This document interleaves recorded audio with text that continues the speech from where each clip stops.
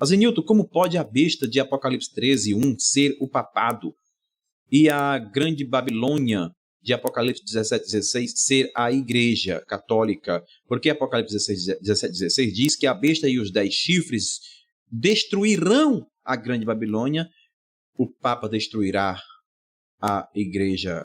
O que é Icar? Eu não sei o que é Icar. Alguém me ajuda aí? Eu não sei. Igreja Católica Apostólica Romana. Ah, muito obrigado. Obrigado. Desculpe aí a minha ignorância. Nesta ocasião, querido Azenilton Brito, seu tempo é de 1 minuto. Fique à vontade para fazer a sua resposta. Aqui o texto fala que as pontas, né, os chifres, é que vão destruir a besta. Não diz que a própria besta está destruindo a besta, né? Então, aqueles que são aliados da besta vão acordar, vai cair a ficha, como se diz, que eles foram enganados. Aí eles vão partir para, né, fazer aquilo que seria a justiça por mãos próprias, né? Eles vão se sentir que foram iludidos e daí vão destruir, né, o reinado, o que sobrar desse império, né? Mas lembrem-se que o poder aglutinador, como disse o irmão, mudou mesmo, mudou muito. Hoje nós temos aí Covid-19 e fez muita mudança. E existe aí a crise climática, que é uma grande mudança. E existe aí o Salvador do planeta, com um projeto que todo mundo está assinando. E esse documento papal não é coisinha sem importância, não. É estudado nas cúpulas climáticas, meu irmão. É muito estudado e elogiado. Gente, peço desculpa porque eu tô rindo, né? Mas é o chat lá do Arena que tá simplesmente fantástico, né? É os clássicos aqui do Arena. Marcela Tafona, um abraço, meu querido. Pastor José Luiz, um abraço, meu querido. Os dois, de um lado, e o outro. Marcela Tafona, Pastor José Luiz. Antônia de Cássia, muito obrigado pela sua participação, tá? Pela sua colaboração. Irmão Nobre, qual império irá ressurgir? O Papa teria alguma coisa a ver com isso? Qual império irá ressurgir? O Papa tem alguma coisa a ver com isso? Uau! Eu achei uma pergunta bem legal da parte da nossa querida Antônia de Cássia. Seu tempo, querido Nobre, é de 1 minuto.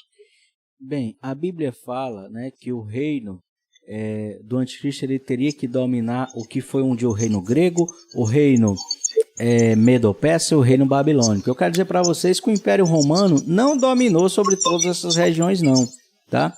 O reino o som aqui me atrapalhou aqui, que eu estou ouvindo o meu retorno aqui, mas vamos lá. O reino romano não dominou sobre tudo e todos não, esses reinos não. O único reino que dominou sobre todos, eles sabe qual foi? O Império Otomano, né? E o Papa não tem a mínima condição. Me desculpe, o irmão aí ele está acreditando numa conversa para boi dormir, essa história de Domingo Verde, essa história de salvar os golfinhos. Pelo amor de Deus, pessoal, o mundo, essa guerra climática, os Estados Unidos vão perder para a China e islâmico nenhum vai deixar de rezar na sua sexta para rezar no domingo. Impossível. Maravilha.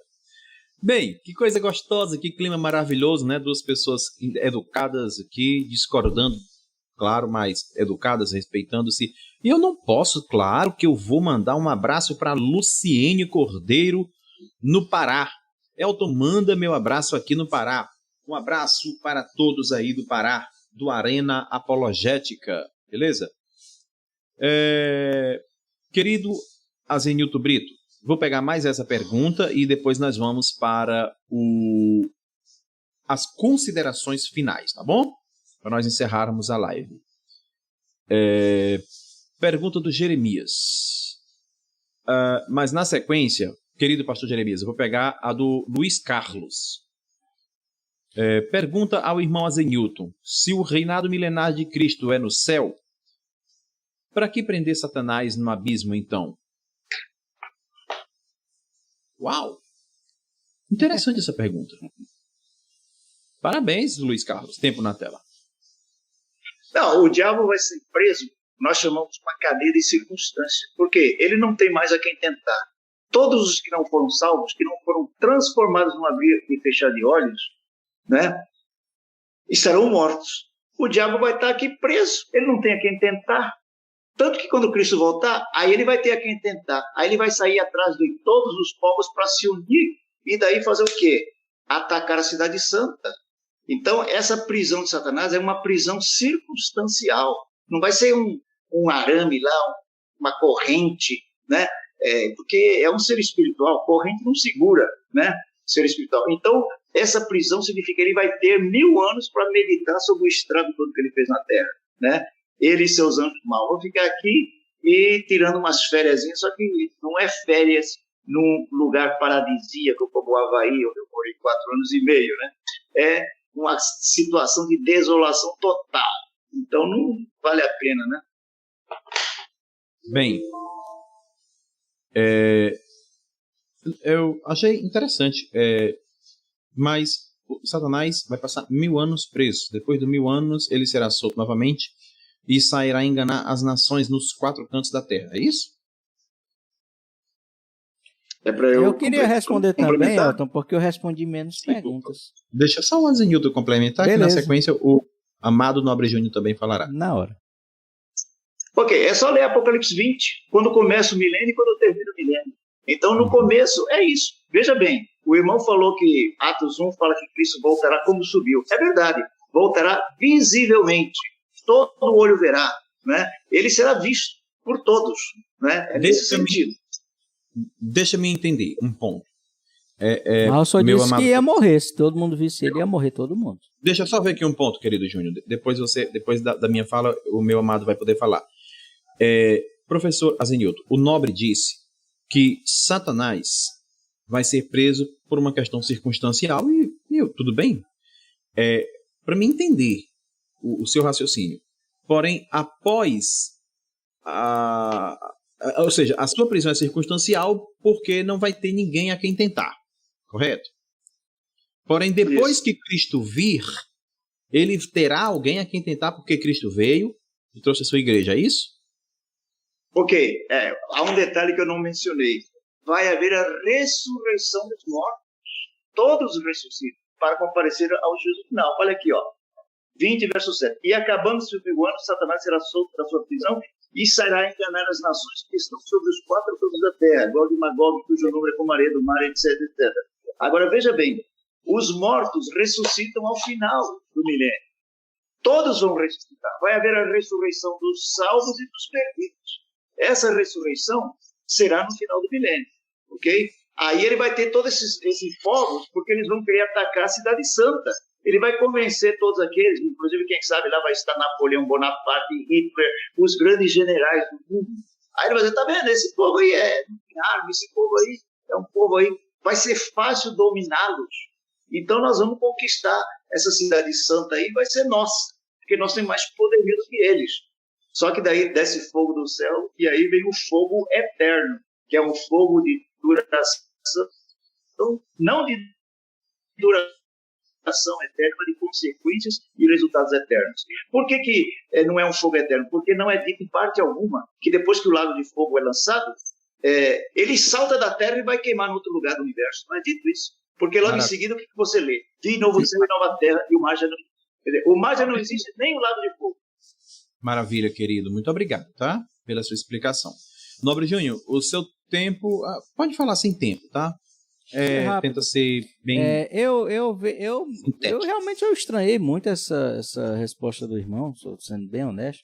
Quer dizer, vai ter o milênio, a igreja lá no céu, não vai ter ninguém aqui na terra, depois Napoleão Bonaparte vai ser ressuscitado junto com todos os índios e tudo mais. Você imagina um monte de gente ressuscitando 1000 anos depois, 2000 anos depois aqui na terra, e para invadir Jerusalém, mas não tem mais nada em Jerusalém. Quem é que vai estar lá em Jerusalém?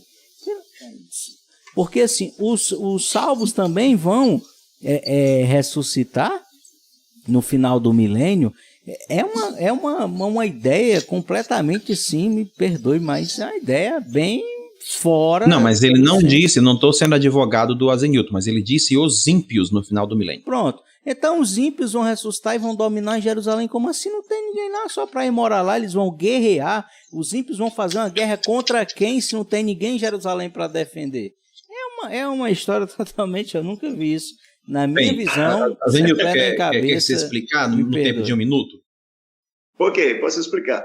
Mas quem é que está falando em invadir Jerusalém, meu irmão? Quem que está falando em invadir Jerusalém? Esquece Jerusalém. Gog e Magog. Gog e Magog mostra Eu estou isso. falando da cidade que desceu do céu. Gog e É a Magog. nova Jerusalém. E eles não vão dominar, eles vão querer dominar. Mas aí desce fogo do céu e pimba em cima deles. Eles vão querer dominar, mas não vão dominar.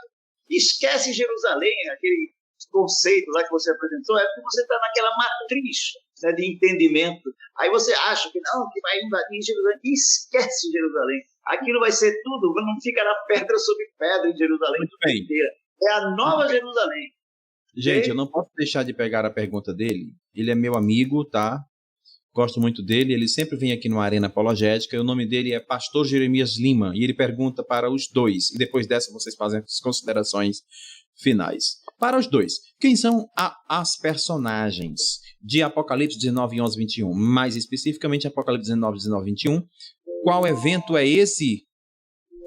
Qual evento é este? Quem são os 10 reis e quem são essas personagens? Obrigado. Como é para os dois, já que está na posição, Zenilton Brito, seu tempo é 1 minuto, fica à vontade, comece quando quiser. Depois disso, vocês dois terão tempo para fazer as considerações finais. Ok, eu tenho que ler o texto aqui para ver bem o contexto, né? 19. Opa, eu estou aqui em Atos, não sei como é que eu fui para lá. Quem sabe o irmão pode ir respondendo enquanto eu dou uma lida aqui, o irmão Nobre, eu transfiro para ele o tempo, então. Eu tenho que ler também. Você aceita, Nobre? Bem, então Espera nesse ele caso, ver aí, querido... pode esperar ele olhar. Aí Vou a fazer gente o seguinte, depois- eu vou dar um tempo, eu nunca fiz isso, não sou de fazer isso, mas eu entendo a complexidade da coisa. Querida Zenilton Brito, não vai dar tempo se eu ler o texto todo para dar uma resposta, obviamente. Mas para ter uma noção do que está escrito aí e gastar 1 minuto, que é a pergunta de agora. Tempo na tela. Tá bom. Vejam bem, em Apocalipse 19, Cristo aparece vindo como um grande general com uma espada que sai da boca e trazendo vingança, né? Agora, essa divisão de 10 é apresentada lá em Daniel 2, Daniel 7. São os reinos que se aliarão no final a esse poder, o anticristo. Aí é a hora da vingança, ok? O importante é o contexto, o capítulo todo. Cristo vem como um guerreiro com a espada que vai trazer... Por isso que eu disse, não vai ficar ninguém vivo. Cristo vem, quem é que vai suportar a glória de Cristo? Não faz sentido crer num milênio na Terra com gente sendo governada por Cristo e querendo se indispor contra ele. Todo mundo vai saber, esse é o grande Cristo, o Rei do Universo, até por conveniência, para ser politicamente correto, vai todo mundo se converter. Ninguém vai combater o Cristo, nada. Por isso que ninguém vai ficar vivo, ninguém suportará a glória de Cristo e de todos os seus anjos, ok? Nobre Júnior, 1 minuto para você, pode começar. Muito bem, o irmão falou que todo mundo vai se converter quando vê Jesus, mas a Bíblia fala que no milênio ele vai reger com cetro de ferro, ou seja, vai precisar o uso da força, porque algumas pessoas não vão obedecer. No texto aqui que foi citado pelo pastor Jeremias Lima, muito bem, o primeiro, bota a pergunta aí, você mandou a pergunta aí, Elton, para mim poder ler. No verso 11 está falando aqui do Messias, né? O cavaleiro branco. E no verso 19 está falando da besta que vai se reunir para reinarem e fazer guerra aos santos, né? E os 10 reis, para mim, são 10 nações ali no Oriente Médio, respondendo de uma forma mais completa aí nesse 1 minuto. Também eu quero dizer que eu agradeço ao irmão que está debatendo comigo, porque ele já falou umas 3 a 4 vezes que o anticristo não vai dominar sobre toda a terra, vai tentar. Maravilha, ele já disse que eu estou certo, né? Já que ele falou isso, que o anticristo não vai dominar, vai só tentar.